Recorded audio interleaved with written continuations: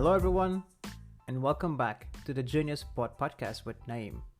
Before I get into today's show, I just want to send a massive thank you to all those who have been in support of the podcast. Your kind words, donations, and ideas are greatly appreciated.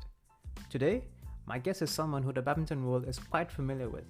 He also has his own podcast channel, as well as countless international experience with results, not only as a singles player, but also as part of a champion Thomas Cup team in Kunshan 2016, with the most recent results as runner-up at the Thailand Super 1000. He's a big fan of Indomie and currently at the All England Championships this week. If you haven't guessed it yet, my guest today is Hans Kristian Vittinghus from Denmark. Welcome, Hans, to the Junior Sport Podcast with Naim. Thank you so much, Naim. It's my pleasure to be here. I've been looking forward to this conversation with you. Nice. I hope so. I'm really thankful that you can be here, and I've been trying to get in touch with you for a while, and finally we're here. Yeah, finally. It took some time, but I'm busy with my own podcast as well. I'm a big fan of this platform podcasting, so it's great for me to be on another one and see how you do things and just talk. Have a nice chat about badminton. It's going to be a lot of fun, I'm sure. Thank you. I hope so too. The first thing I want to begin today with is a rapid fire question here. Are you ready? Yeah. So the first thing is, besides Indomie, what's 3 types of your favorite foods? Oh, I would say that probably Italian food is generally my favorite. And Indomie, I wouldn't say it's one of my absolute favorite foods, but I think it's a nice food, kind of food to have in a situation like the one we're at the moment with quarantining and everything. It's quite easy to have at the hotel room, and it's not something I eat every day back home. But if there's a good Italian food, I will always be very eager to eat it. I love that. Anything else? Anything else? Well, I also enjoy Thai food. I also enjoy classic Danish food. In general, I would say I'm not very picky with food. I basically like everything. Indian food as well. I have to mention that. A good butter chicken and a good naan bread, garlic naan or butter naan. Oh, that's amazing. Definitely agree with you there. Question number 2, most visited country. Most visited country. I think that would have to be, well, in terms of badminton, I think it's maybe actually England where I'm at right now, because I had my debut at the All England when I was 18 years old, and I've been playing every year since then, except last year, but I was here anyway as I was first reserve, so I traveled anyway. Okay. So I've been here a lot of times, but yeah, China as well, because China has had some years with more than one tournament a year. So China, Indonesia, and then the boring answers like Sweden or Germany, because it's close, it's neighbor countries to Denmark, right? So it would be one of those, but my guess would be England probably. Since we're on the topic of All England and your debut at All England when you were 18, can you tell me a bit about that quickly? Yeah, well, back then, I'm an old guy now, I'm 35, so it's quite a few years ago. And back then, it was a different tournament format than today. So there was a main draw of 64 players, and there was a qualifying draw of 128 players, or was it 64? 64. So 3 rounds of qualifying. So that made it possible for 128 players to actually enter All England. I got some sort of award by the regional badminton federation here in Denmark that they gave away once a year to the biggest talent in the region. And back then, when you got that award, you also got a trip to All England paid for. And when you entered, it was basically always possible to get into the draw, because not that many players traveled from all over the world, and it had 128 spots in the main draw, so it was a lot easier to get in back then than it is nowadays. But I didn't have much success. I think I lost my first match, and to be fair, I never had a lot of success in All England for the first many years. I lost in the qualifying the first 6 years I played, so I didn't make the main draw until the 7th time I came here. Okay. Well, I wish you all the best for this week. Thank you. And question number 4, your favorite city or country to vacation? There's no doubt at all. It's Vancouver in Canada. I've been there a few times. I went there the first time for my World Junior Championships in a part called Richmond in Vancouver back in 2004. And I've been back a few times as a coach and a training camp, but it was a combined training camp and also a holiday with a couple of friends. And it's just an amazing place. I love it so much. I haven't been back for quite a few years, but I miss it a lot. And I think it's the most fantastic city in the world of all the ones I've visited. So I don't doubt for a minute that I will go back at some point, and I'm looking forward to it. I actually have never been to Canada yet, but I don't. I believe what you're saying. I have some friends in Canada, and I can see that it's quite a cold country as well, like Denmark, but also amazing life. Yeah, I only been to Vancouver during summertime and early autumn, so it's not been cold when I've been there. It's been quite nice actually. Okay. But I don't mind cold either. I really like Denmark. Of course, it's my home, and I'm one of the few persons that probably prefers cold to the heat. I feel more comfortable when it's cold compared to when it's warm. Well, that's the thing. You can always dress for cold weather, but when it's boiling hot, you don't know how much clothes you want to take off. No, exactly, and I'm sweating a lot. Let's just say it like that. So I don't enjoy heat too much. I don't mind heat, but to a certain level. Okay, fair enough. And the last question for this session, it's 3 things you dislike in general. I dislike people who do not take responsibility for themselves, especially when they do interviews. I don't like it when people say you about something that's themselves. So they say when you do this or when you do that, it's difficult to play in the right way. They should take responsibility of what they do and not necessarily think that it's what others also do, if that makes sense. It's just like a small pet peeve for me that you should answer for yourself and not for what you think everyone else is doing. So that's one thing I don't like. I don't like, as I just mentioned before, I don't like when it's too hot because I am sweating a lot. Yeah, and that can be quite annoying, especially in Asia. I have some problems with it every now and then when we're training and playing matches, that I'm losing a lot of liquid, and I need to get so many salts, magnesium, minerals like that to try and avoid cramp. Electrolytes. So I have big electrolytes, exactly, that's the word. And a third thing I don't like, I don't think so much about what I don't like. I do not like I don't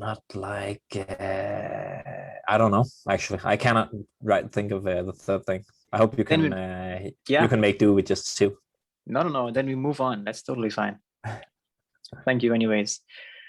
Now I want to get a bit more in detail with your history and life with the sport. So the first thing I want to ask you is, how did you decide that you wanted to play badminton, and were you playing any other sports at that point in time? Well, I started quite by coincidence, actually. We moved from one part of the country to another, and when we did that, we got a flyer in the mailbox from the local badminton club saying that they had training on Saturdays for newcomers, people who never tried badminton before, so mostly kids, right?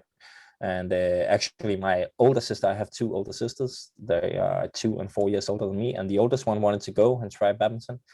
And my parents thought it would be a good idea to get all the kids out of the house on Saturdays. So we all had to go along. And I never stopped playing since then. So I was 5 back then. But I didn't particularly have any interest in badminton at the time. I just had a lot of energy and I enjoyed sports. So I think that's why I fell in love with it straight away. I also started playing football when I was 5 or 6. And I played that until I was 12 or 13. I think 13. Then I stopped football and I started playing tennis during summertime, because back when I was playing in the junior years, all badminton clubs in Denmark closed down during summertime. So we could not play badminton for 2-3 months. We could only do physical training, but all the badminton halls were closed. So I needed to do something else. And for me, for a couple of years, that was tennis. And to be honest, I actually enjoy playing tennis just as much as badminton. So I think had I started playing tennis when I was 5, it would have been that sport that I was trying to make a living out of. It's quite by coincidence it ended up being badminton. Would you still play tennis to this day or not? No, I don't play it on a regular basis, but whenever I have the chance during summertime, if I am on holiday or if I have some time off, I enjoy to do it, especially with one of my good friends, Joachim Persson, a former player as well. He's a tennis maniac now. So when he challenges me during summertime for a holiday, I will go play with him. And I've always said that when I quit playing badminton at the highest level, so professionally, I will start playing tennis as well. I don't want to quit badminton, but I want to be able to also play tennis because I really do enjoy it. I think it's a lot of fun. Okay. Now, you were 5 years old when you began playing, but at what age or around what time did you decide that you wanted to pursue a professional career? I was pretty clear about making that decision when I had to go from elementary school to high school. So I think I would have been like 15 or 16 at the time. Before I had to make that switch from elementary school, so 9th grade to high school, I was only training during afternoon and evenings. But when I went to high school, I went to a place where you could go in a class with only high performance athletes. So every Tuesday and Thursday morning, there would be time off school to do training instead. So I chose to go there to try and get more opportunities to train and really make a push to try and become the best possible player I could be. And might sound a bit strange, but again, back then when I was 15, 16, it wasn't really possible to do a lot of training during morning time. There wasn't a lot of badminton academies and clubs that offered morning training. Back then it was only afternoons or evenings. So it was quite unique to have the chance to do that there back then. Nowadays, it's luckily a bit more easy to find the training opportunities also during morning time. But yeah, that's when I made the conscious choice that I wanted to pursue a badminton career when I was like 15, 16. And that age, or was that school like an after school, like a traditional after school, like we have here in IKAST, or different? No, it wasn't. It was it's called gymnasium in Danish. Yeah. So I was still staying at home, but it was like 1 hour away from my home. So it was situated in Copenhagen, and I lived about with public transport about 1 hour south of Copenhagen at the time. So I had 1 hour transport each way every day to go to school and do training there. And then I continued also training in my club like normal in the evenings and afternoons. Which club is that? That was Solrød Strand. Okay. So one of the big talent hubs in Denmark. Yeah. Now, during your pursuit and your current pursuit for a professional career, have you ever had any expectations from others, external expectations, and have you ever had any also from yourself? Well, I've definitely had a lot of expectations from myself. I'm quite also quite self-critical, and I expect a lot from myself. I'm more critical towards myself than I am towards others.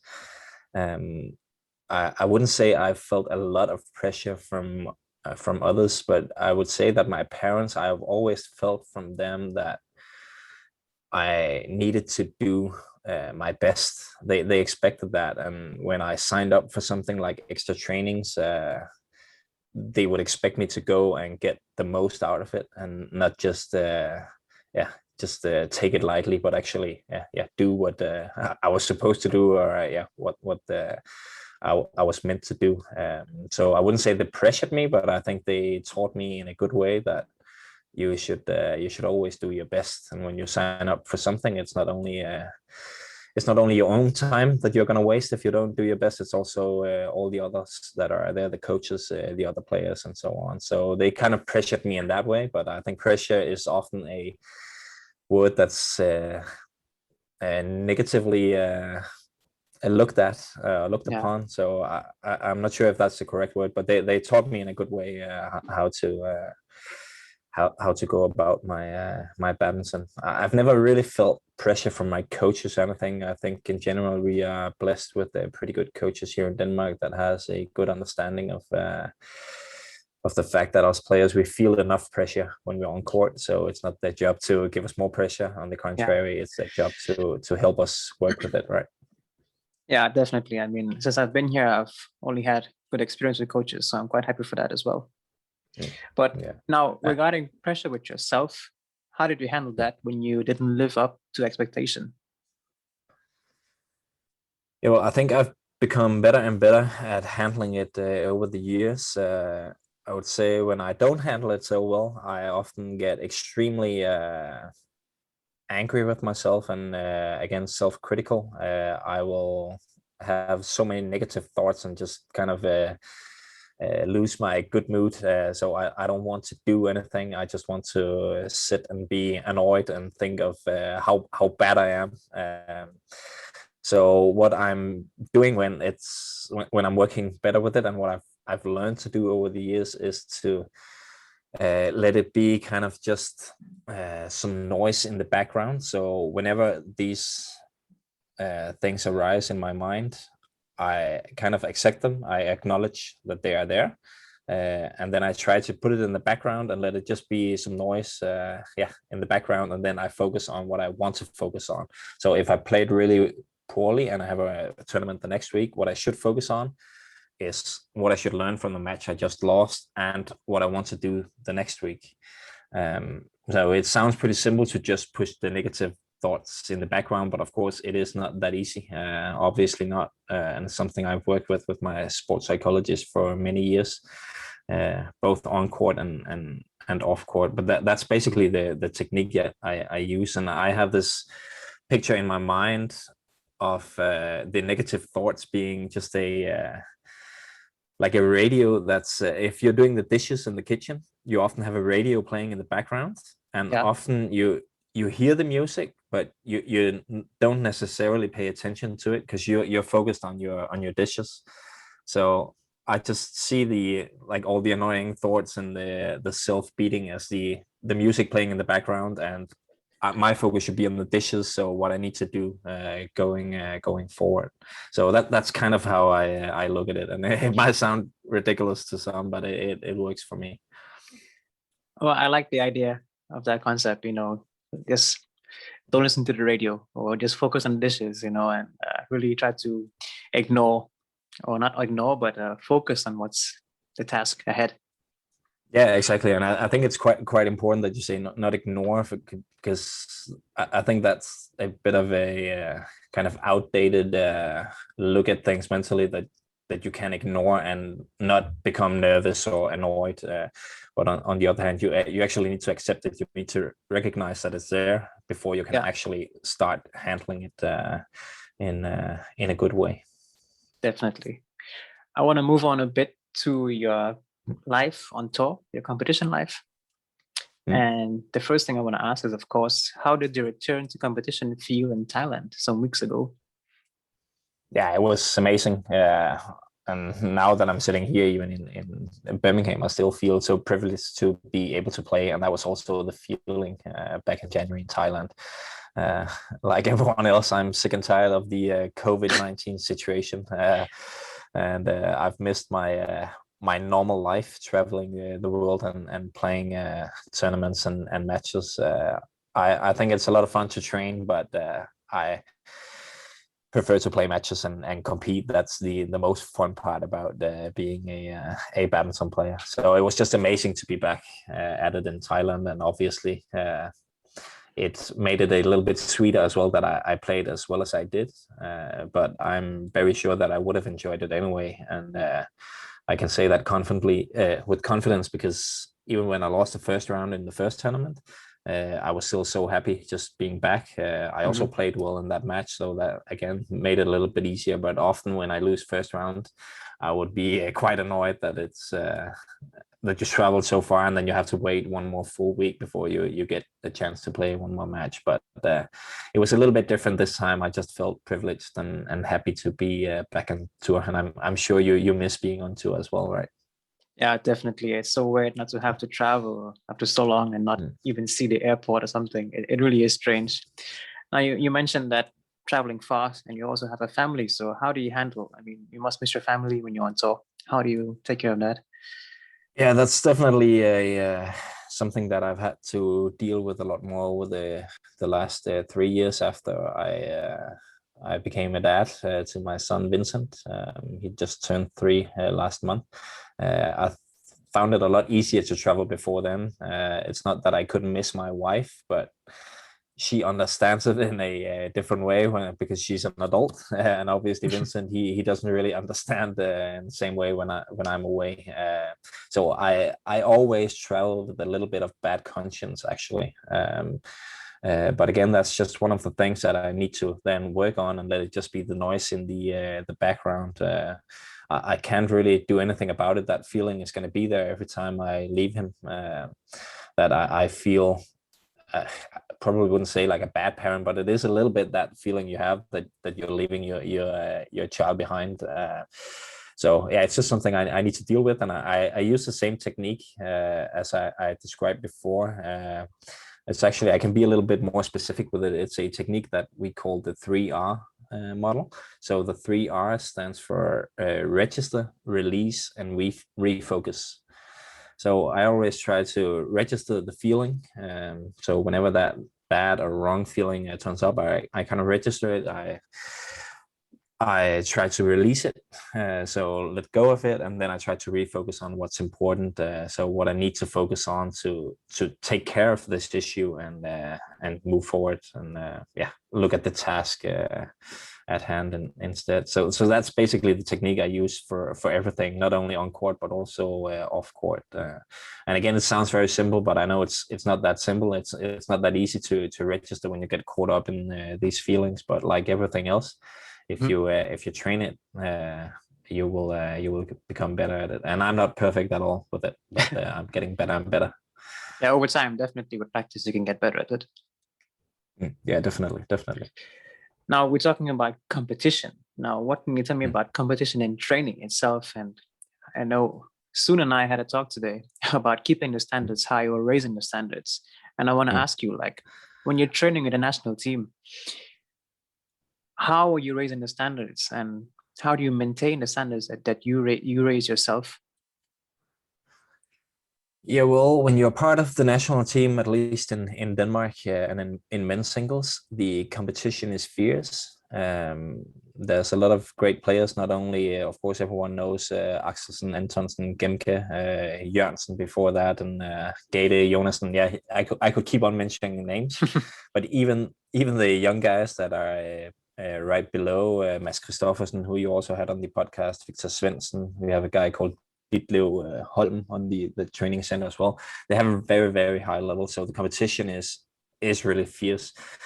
So obviously, if you want to kind of survive the national team, as I've done for 15 years now, you need to kind of raise the level. I cannot just expect that if I just maintain my level, if I don't try to push myself, that I will keep everyone behind me, because there's a tradition for great men's singles players. There's a lot of guys here that wants to be the best and wants to get my spot on the national team. I'm not going to say that it comes naturally when you start there, because it has to come from within yourself. But I also have this eagerness that I want to have that spot on the team. I enjoy my life as it is right now. I love being a professional badminton player. I love traveling. I love playing Thomas Cups and so on. And to be able to do that, I need to keep those young guys behind me. So they are like a motivating factor for me. I couldn't do it without them, because if they didn't put that pressure on me, I don't think I would be able to push myself in the same way. So I need them to push me, just like I probably push them, and the guys who are better than me, like Victor and Anders and Gemke, they also push them that way. So I think it's a big strength for me in my career, and all of us in general, that we have this environment where we can push each other every day in training.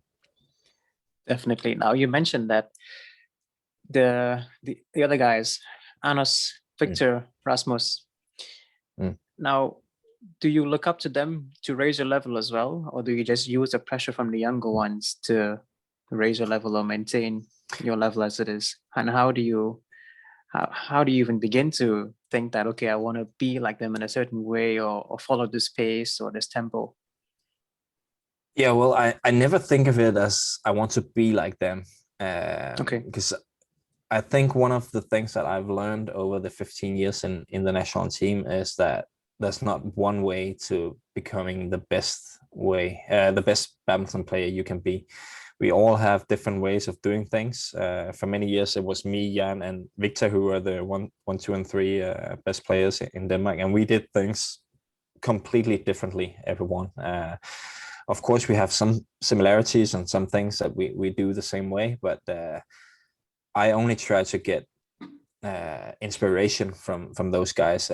And when you watch Victor train, he's an absolute beast. Like, he can keep on training forever, and you feel like he's basically impossible to beat when you're on court against him in training. So of course you get inspired by that, but it's not the right route for me to go down to train 2-3 times a day and do extra hours. If I do that now, I will just get injured, and it would also kill my motivation, basically, to live the way Victor does, also with his the way he does things with the food and everything, his diet. But I try to get inspired by it. Maybe there are little things that I can copy when you see the warm-up routine, or how he goes about it, a specific exercise on court. So I would say definitely I try to take little things from each of them. But for me, it's been very important to not try and copy anyone. I've been very good at, I think it's one of my strengths, that I've been very good at reflecting on what will work for me. What will work for me, especially mentally. Because again, as I said, if I did things like Victor, I wouldn't enjoy playing badminton. Like, it's way too extreme for me. Obviously, it was working for him, and he's one of the best players in the world. But if I did things that way, I wouldn't still be playing badminton. So we can't all do it the same way. And I've just accepted that and tried to instead find inspiration from those guys in just little things, and find my own way to success. Okay, it's really good to hear a different view, because I mean, I'm not trying to compare or copy, but it's also good to hear that, okay, you take out the little things from different people and try to adapt it into your own style or game or routine, like you say, for warming up or just being on court. Yeah, but definitely there's a few things that, of course, you have to do to be able to have success, like work hard and be serious, and go to bed and get your rest and stuff like that. That's we don't really have to go into details about that. That's kind of self explanatory. But yeah, I'm sure you get the point that there is many different ways to success, and we can't all be the best player in the world, and we don't all need to have the ambition to be that as well. It's never been my ambition to be the best player in the world. I want to be the best when I'm court against someone, but I've never walked around and had the dreams that I wanted to be unbeatable and win everything in the world. I've had dreams to win things, of course, but it's not like I've dreamt of always being number one in the world. Not in any way, actually. Okay, so then what has been your ambition when you first began? Well, when I first began, and when I decided to pursue a career in badminton, my ambition was to be as good as possible. And I always had a dream to win 3 events, actually. That's the Olympics, the All England, and the Thomas Cup. And I'm not going to win the Olympics. I'm not going to qualify, unfortunately. Maybe I'll win the All Englands this week. Who knows? I'm Who not so knows? sure, but yeah, who knows? I already won the Thomas Cup. Of course, it's high level competitions, and you need to be one of the best in the world to win those. But it's never been an ambition for me to be number one in the world. And you can win All England even if you're number 10 or if you're number 30, basically, if you have the right week. So it's not that I didn't dream to be one of the best players, but being number one on a ranking list has never really been my dream. And strangely enough, winning the world championships as well has never been a dream of mine. It doesn't mean I wouldn't be over the moon if I won the world championships. I would, for sure. But it was just never. When I was a kid, it was All England, Olympics, and Thomas Cup. That was really something that turned me on. Ah, nice. It's really good to hear that you didn't have those major expectations from yourself. You just wanted to be the best you can be as an individual and as a badminton player. Yeah, definitely. Earlier, But again, it doesn't mean that when I'm on court, I want to be the best every time. No doubt about that. And, definitely. We do play to win, of course, right? Yeah. Now, earlier you mentioned diet. And when you're on tour, how do you manage a good diet?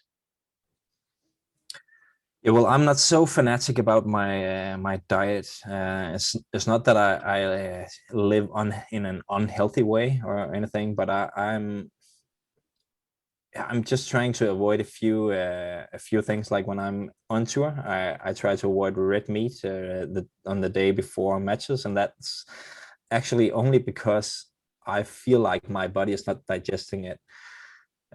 It's not digesting it so well. So I eat red meat when I'm at home. I have no problem with that. But yeah, when I'm on tour, I just feel like chicken or fish or light meat is better for me. Apart from that, I just try to have like a good variation in my diet, eat healthy, get in. What I'm mostly concerned about basically is that I get enough to eat. That I have enough energy to play my matches, and I don't walk around with a little bit of hunger, and not having both eaten and also drank enough. I think for me, drinking enough is the biggest concern, because as I said, I'm sweating a lot and I cramp up quite easily. So that's where my main focus is.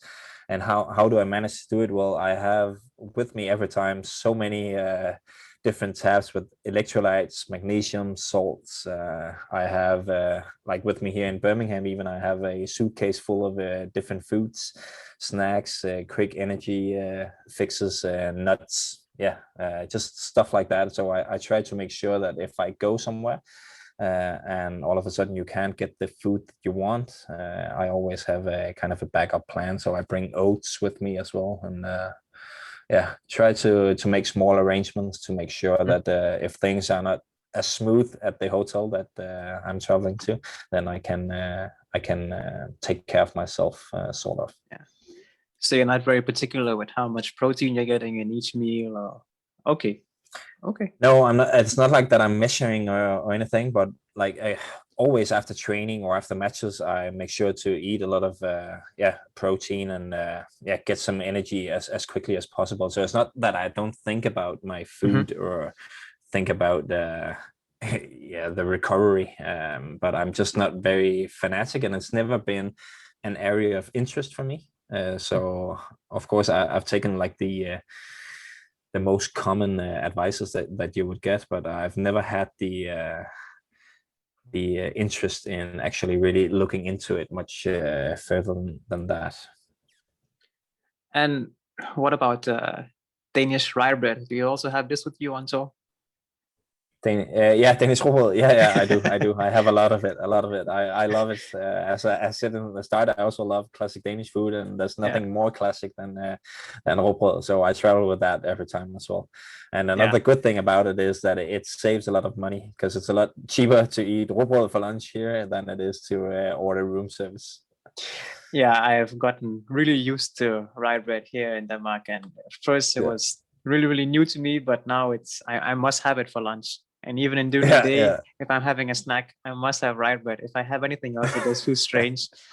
But I think I'm spoiling myself. I've gotten too used to one type of it, so I need to take it easy sometimes. Yeah, all right. But yeah, I think for people who never lived in Denmark, they don't really understand our fascination with rye bread. But yeah, if you live here, I'm sure, just like you, that you will get used to it fast. It is just delicious. Yeah, and I've learned that it's really good for me as well. So I know that having the rye bread over the white bread is a much better option. So definitely going that way. Yeah, Now, definitely good to hear. when you're on tour, and especially in these COVID times, you have to quarantine for 1 or 2 days or however long with testing and all that. How do you distract yourself or keep yourself busy mentally? Yeah, well, one thing I try to do is do my own podcast, A Year on Tour with Vittinghus. I try to keep busy with that when I'm on tour. It is one of the reasons why I started it, was that I felt I had a lot of time when I'm at events, and that's even before the coronavirus, but it's even more so now.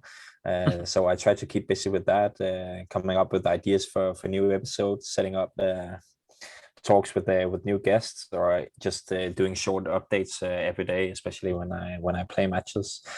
Yeah, apart from that, I always have a few things that I need to get done, like some accounting, or whatever it can be, something on just some more practical stuff. I always bring that with me, so I know that I have something I can always do if I want to get my mind off badminton. Because often when I'm sitting in a hotel room and I'm at an event, I think about the matches too much and my expectations, and it's not really useful for me to do that for 24/7. It's useful, of course, to do it to make a strategy and a game plan and so on, but it doesn't help me if I think about it all the time. On the contrary, it kind of tires me mentally. So it's important for me to have a few things that I know I can do to get my mind off. I also always bring a couple of books, so that's also a possibility for me to sit down and read. And then I think, like everyone else from my generation, Netflix is also helping quite a bit. I can definitely relate to you when you say that, it's not good for you to think about badminton 24/7. It's so easy in these times where we have limited training, but it's almost all that we can do. So sometimes my mind is just thinking about the session and thinking about this and tournaments and whatever. But I agree with you totally. It's not good for your mental health. It'll make you so tired mentally. Yeah, definitely. And that's also why we should every now and then take a holiday, like everyone else does from their regular jobs, that we should go away and really get our mind and body off as well.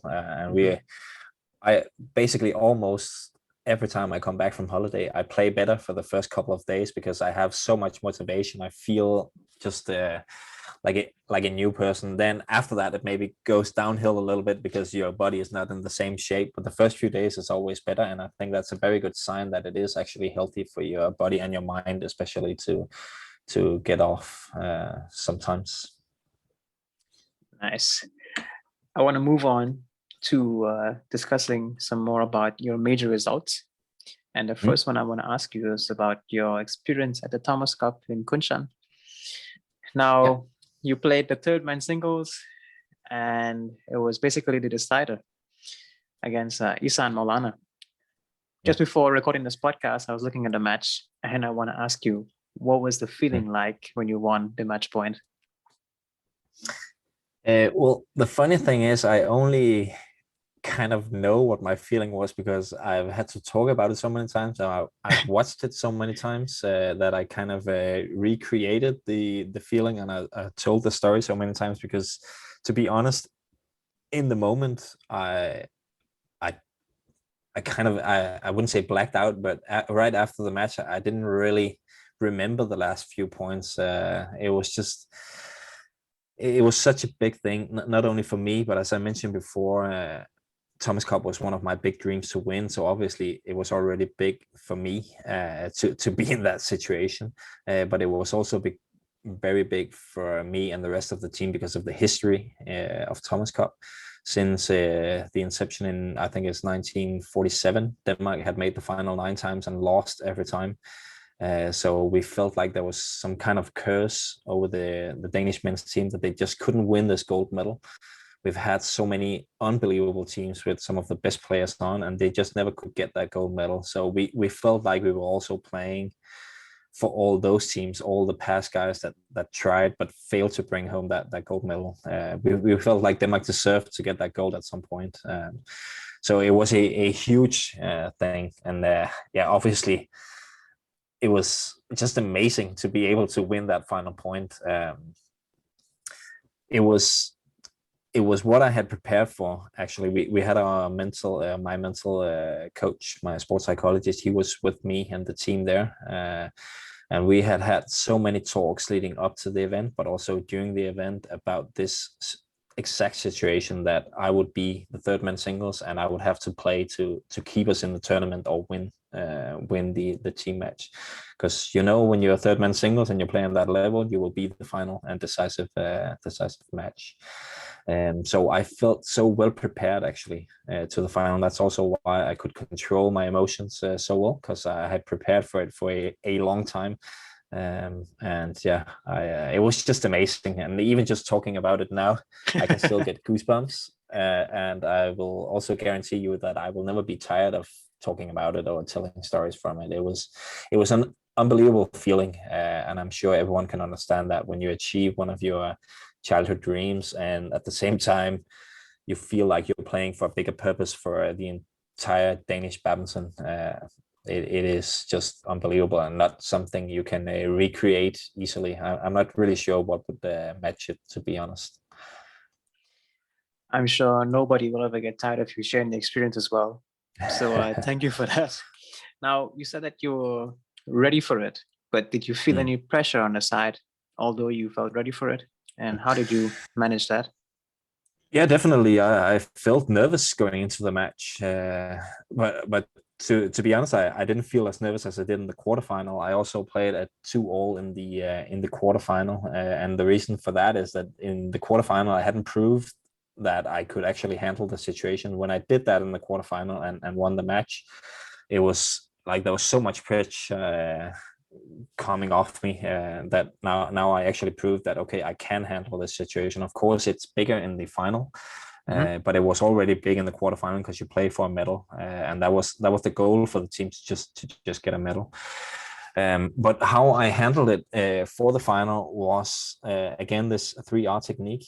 Actually, it came into play perfectly because before the match, like right before I go on court, my coach Kenneth Jonassen at the time, and yes, he still is, but at that time he wasn't head coach, he was just men's singles coach. He walks up to me right before we need to go on court with the umpires and everything, and I chat with him a little bit, and then I just tell him, hey Kenneth, this is exactly what we prepared for, so now we should just go do it. And that's basically like, that was my way of releasing all this kind of pressure and nervousness, that okay, listen, we prepared for this, this is exactly what we wanted, this is the situation that we wanted to happen, so why not put into fruition all the things that we worked on, and actually just do what we agreed on.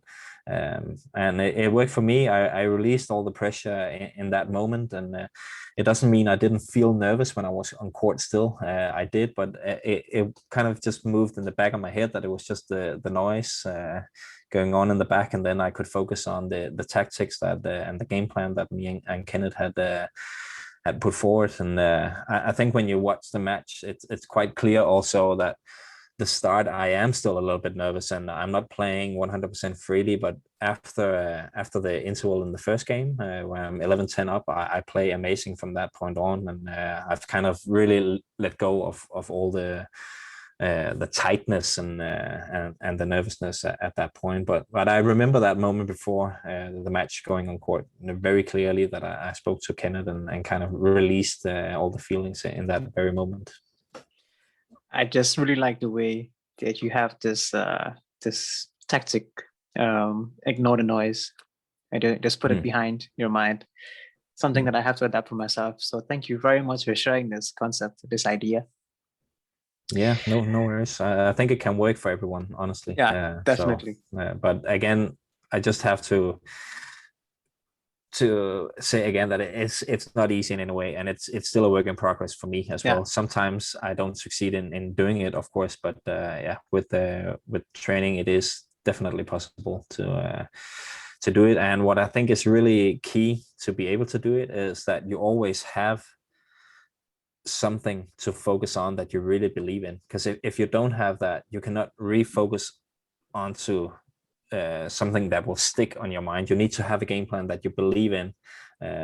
It can be a game plan in terms of tactics, but it can also be a game plan in what mindset you want to have, what you want to think about yourself. It can basically be anything. You just need to have something that you can go back to all the time that you believe in. If you don't have that, the tactic won't work, or the technique won't work, because your mind will drift back to all the negative thoughts. You need to have something very firm that you believe in. And for me, it's always either one or two tactical things in my match that I want to focus on, or it's the state of mind I want to be in. It's always one of those two things that I focus on mainly. That doesn't mean I can have other focus points as well, but it's one of those two things that I try to get my mind back on track with every time, if that made sense. Yeah, it does very much. And thank you for sharing that experience with me, as well as our listeners. Now, I want to Nice. touch on your international titles. And you have 11 international titles, 3 Grand Prix, and 1 Super Series. I just want to ask you about the final at the Norwegian International against Mark Zwiebler. Can you tell me about that, your experience there? Well, to be honest, it's not one of the ones I remember the most clearly. I think it's very close. Is it 21-19 in the side or something like that? Yeah. Yeah, I think I'm quite a bit behind in the end of the game, and coming back. I think in general, when I played Mark Schwiebler, it was always physically so tough battles. I wouldn't say we have the same playing style, but we had a lot of traits that were quite similar. So we always played some tough, tight matches. And yeah, that final in Norway was no exception. But Norwegian International was a bit of a happy hunting ground for me. It's where I won my first international title back in 2006 when I beat Mohammad Raslin Hashim in the final. I think that's a better story than the one with Sweepler, because back then I was only 131 in the world in the rankings. Yeah. Roslin was 18 and a former world number one, of course. And at the time, I had never passed the second round of any international tournament. And then all of a sudden, I was in that final and beating Roslin. And it came 100% out of the blue. The week before, I had lost the second round of Iceland International. So no one, and not even myself, expected me to win that event. But yeah, it turned out that Norway was a happy place for me. I won it 3 times. So it's a place I really love, and my wife is also Norwegian, so there's just something with me in Norway, I think. Congrats, I guess. Thanks. Random fact: Mohammad Raslin Hashim was coaching me when I was in Malaysia 6 years ago. So, all right, cool. Yeah, he's a really cool guy, and I admired him a lot back then. And a fun story actually from the final, if we have time for that. Yeah. I went to that tournament with the 6 rackets. I don't know, but that's what I did back then. And before the final, I had the strings what was gone in one of my rackets only, so I had 5 left for the final. And then in the final, I break the strings of all 5 rackets. So at like 13 or 14 in the final game, I have to ask a women's singles player called Anne-Marie Pedersen, who was there for Denmark as well, if I could borrow her rackets. So I changed racket. It's not the same racket we play with at all. It was the same brand. Back then I was sponsored by Yonex. So at least I could get a Yonex racket, but she was playing with, I don't know, 10, 11 kilos of tension. So it was so loose, and I was so bad, but I think I was just in some kind of flow, and I still managed to win it. The smasher still hit the line. So it was just my day, but I thought that was quite fun that, I had to play with the Anne-Marie's racket for the final few points again against Roslin. Did you keep the racket or did you give it back to her? No, I gave it back to her. Maybe I should have kept it. Would have been a nice souvenir to have nowadays. Yeah, definitely. Frame it up somewhere. I won this racket, which, Yeah, it yeah, wasn't mine, but it did the job pretty well.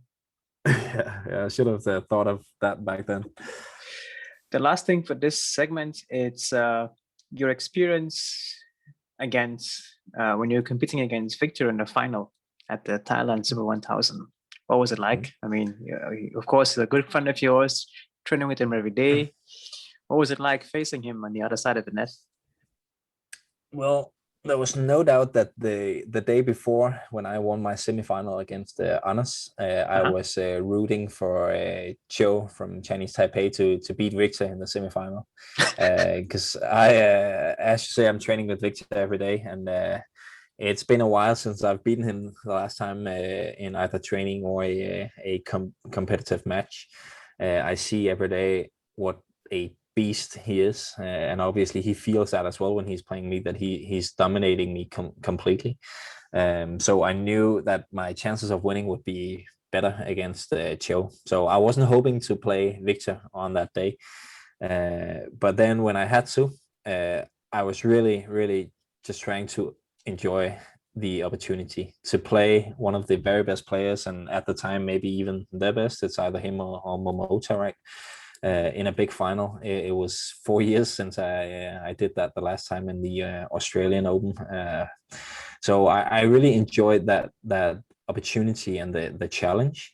But what made it almost impossible was the fact that my body was already in pieces. I didn't recover so well from my previous matches. And if I need to have any chance of beating Victor, I need to be at 100% physically. I still try to give him a match, and I actually think even though I lost 21-11 in the first game, I played pretty well. I played pretty solid. I was happy with my performance and what I gave. But at the end of the match, I was actually really sad and unhappy, and that was because in the second game at 13-5 or something like that, I pulled a muscle in my ab area. It didn't, like, had it not happened, I would have still lost, no doubt about that. He was outplaying me at the time, but what made me so sad and annoyed was the fact that it prevented me from giving my best. I couldn't fight anymore the way I wanted to, because I couldn't really bend forward or backwards the way I wanted to, so I couldn't really move around court the way I wanted to. And I was so sad and disappointed to be standing there in a big final and not be able to give my best.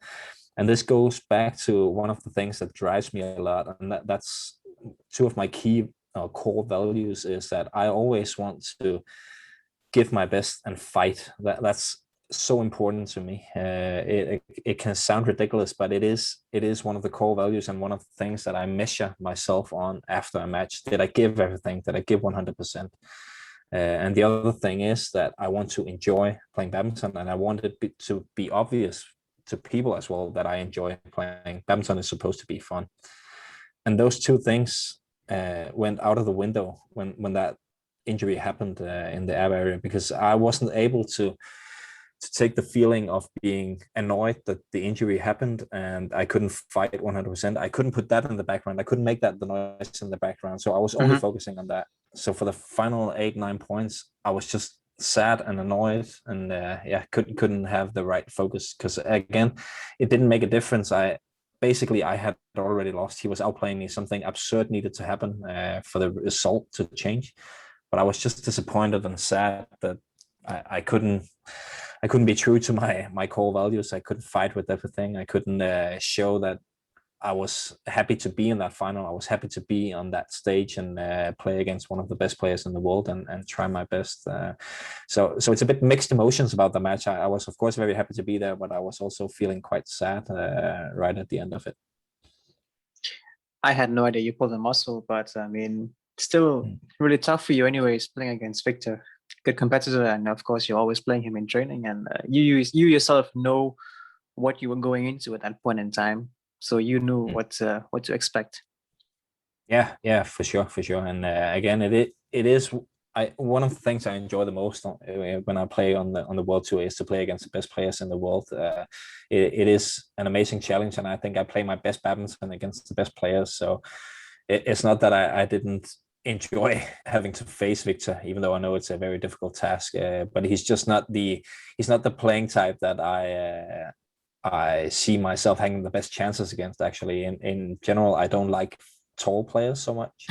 Okay. So if I could choose, even though Momota has the better results, I would always choose to play Momota. For some reason, I feel much more confident and comfortable playing a guy with his style compared to Victor's. Before we move on to the next segment, you mentioned earlier about your playing style, and I want to ask you, how would you describe your playing style? Well, right now, I would say my playing style is it's defensively aggressive, if you can describe it that way. I'm looking for counter-attacking opportunities. I don't think I have the best attack in any way. I have always been very aggressive in my playing style. When I was younger, I always went for winners, and I had quite a bit of success with it as well. But I think nowadays I'm much more rallying, running, fighting, playing defensively, getting a lot of shots back, and then waiting for the right opportunity to counter-attack. I don't have the biggest smash. My smash is fine. It's not a problem, but I'm more hitting winners on counter-attacking opportunities. So if I played 1 or 2 defensive shots, and then when people do a flat lift or something, I counter-attack on that one. So that's why I say that my mindset is still aggressive. I want to win points and score points. That's just that's how I think and what I do. I want to score points, but my approach nowadays is much more rallying and defensive first off, and then I want to find a way to score the points. Where when I was younger, it was just try and win the point as fast as possible. So it's like defense is the best offense, you'll say? Yeah, you could say sort of that way. Would you agree? Actually, I'm curious to ask you that. I'm also working on my playing style. I'm very aggressive and sometimes too aggressive, too early. So I'm trying to, it's come a long way since I've been here. Just trying to be a bit more patient and control in the rally itself. I can't say a similar style to you. Of course, I'm always working on defense as well, but my strength is the offense, and I'm always trying to find ways that I can create a better offense for myself. So whether it is winning the net or being more explosive out onto a flat lift or something. If my opponent is quite defensive, then I'm just thinking, okay, wait for the chance and use a good variation and be patient. And that's something I'm having a bit trouble with sometimes, the patience, but it's getting places, and I'm happy about that. Yeah, well, I think that's also one of the amazing things with badminton, that there's so many approaches that you can take. Right, there's not one way to be the best version of yourself. You can evolve, and you can choose different ways to go about a match, also depending on the opponent. So that's one of the key features about badminton that I enjoy. That you need to be a very good player. You need to master all of it. Right, you cannot just say, okay, I'm going to play this way, and that's what I'm going to do. You need to be able to vary it quite a bit.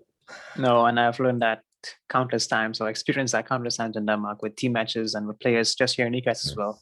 So it's a learning process, and I'm happy about it.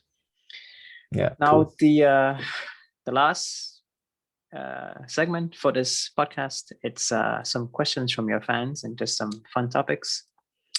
So the first question is, well, I think we've covered this before, but what are you normally eating for lunch and dinner? Yeah, well, at home, rye bread is a classic for lunch. For dinner, it can be anything: pastas, dishes with meat and potatoes, and some vegetables. If I'm at tournaments, I try to go for Italian or Indian or Thai. I think that's my three. It's my 3 favorites, and I tend to go for that quite a lot when I'm out traveling as well. Okay, and number 2. What are your thoughts on the last quarter of your career?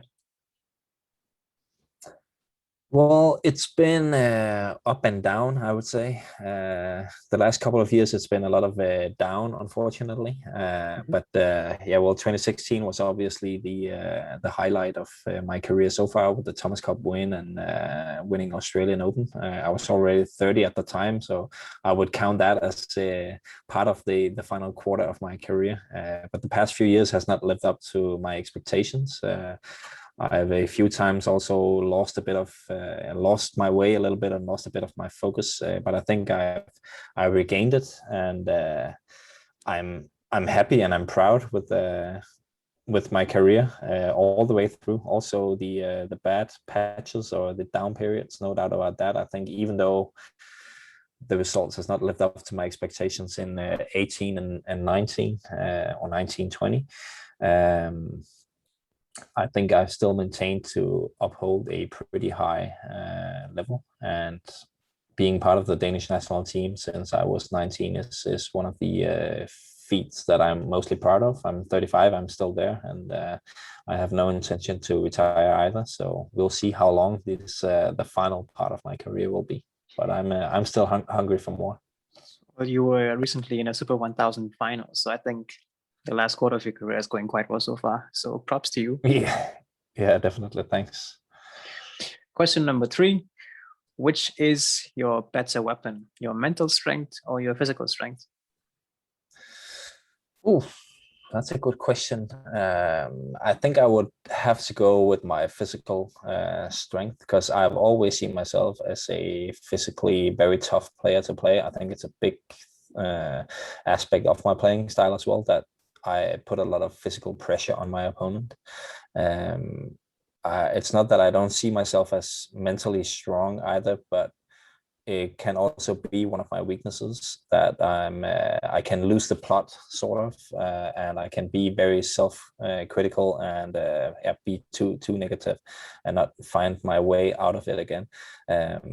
I think when I'm really on and when I'm doing the right things mentally and it succeeds for me, I'm mentally very strong and I'm tough to beat, but it can also go the opposite direction. So I would have to say, yeah, mental strength is probably the more consistent of my strengths. So I would choose that one of those two. Nice and good to hear as well. Question number 4. Do you often practice trick shots? And when you pulled off the trick shot against Lee Chong Wei at the US Open, what was it like? Yeah, I watched the video myself. I watched it live actually, US Open. And when I saw it, yeah, I flipped. yeah, It was yeah. That insane. was also yeah. It was insane. It was insane. I don't know. Yeah, how I came up with that idea that would be a good idea to try and hit it along from that position, but. I think in the moment I just thought that I needed to try and surprise him in some way, and I obviously did. Do I practice trick shots? Not really a lot. Of course, I practice small deceptions and disguises, but trick shots not really. Every now and then I have a bit of fun with that shot between the legs. I think my success rate is pretty high. It's actually not the only time I've hit a winner between the legs with my back to the net. I've done it on 3 occasions actually against Henry Huaskainen as well for the European Men's Team Championships. I did it against Emil Holst in the Danish national championships at one point as well. So that is my go-to trick shot. No doubt about that. But I don't really train it. But if there's a good opportunity to do it in training, I will do it. And yeah, I can have fun with trick shots, but it's not part of my training regime in any way. It's fun to do, but it's not what I feel is necessary for me to spend my limited training time on, especially Yeah. in this part of my career where I'm training less than I did before. Because one of your fans asked for a tutorial on your trick shots. So if you have the time someday, maybe you can consider it, but I guess up to you. Consider doing what? Sorry. A tutorial on the trick shot. Ah, yeah. Actually, I think if he goes to Anders Antonson's YouTube, Okay. I did one with him with the shot between the legs sometime last year at the very start of his YouTube career. So there is a video with some sort of tutorial there. So he can go there if he wants to check that one out. Okay, super. And the last question, it's from my sponsor. What are your plans when you're finished playing at a world-class level? Politics in sport, perhaps? Yeah, I actually get that question quite often, and I know why. It's because I've been engaged in the BWF Athletes Commission, and I'm quite vocal also on my social media when things are not really the way I feel like they should be. I'm not ruling out a future in the political side of the sport, but it's not a dream of mine, and it's not an ambition. But maybe if my future leads me there, I wouldn't mind working with it in some way.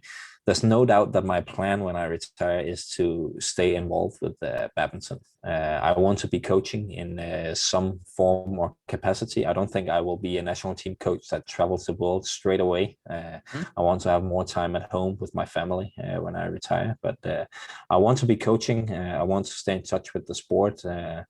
I also could see myself working in other jobs within badminton as a commentator, or working more with my podcast or other projects like that. I have quite a few ideas. I could also see myself in the more administrative role in a federation or a club.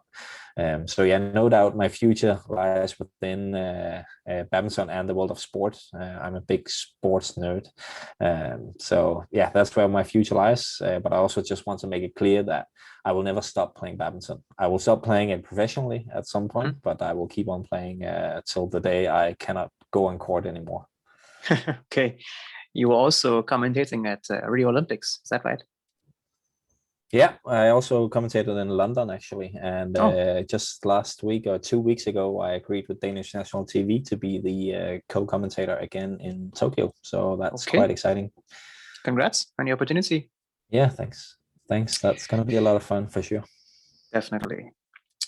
Well, Håko, Hans, Kristian, that's all I have for you today on the Junior Sport podcast. I hope you had fun, and I want to close by thanking you for your time and sharing your experiences and thoughts with us, myself and the listeners across the globe. And also wish you the best for this week at the All England Championships 2021. So good luck. And yeah. Thank you. Yeah, thank you so much, Naim, and thanks for doing this for badminton. It's great to have more badminton podcasts out there and badminton related content. It's what we need in the sport. So it's amazing to see you do this, and I wish you the best of luck with your career as well. Not only as a podcaster, but also as a badminton player, of course. Thank you very much, Håko. I really appreciate that, and we'll keep in touch. For sure. Definitely. Well, goodbye for now. Bye, Nick.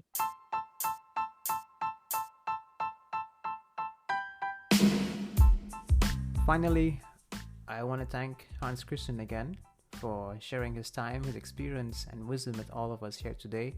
I hope you have learned something. I know I definitely have.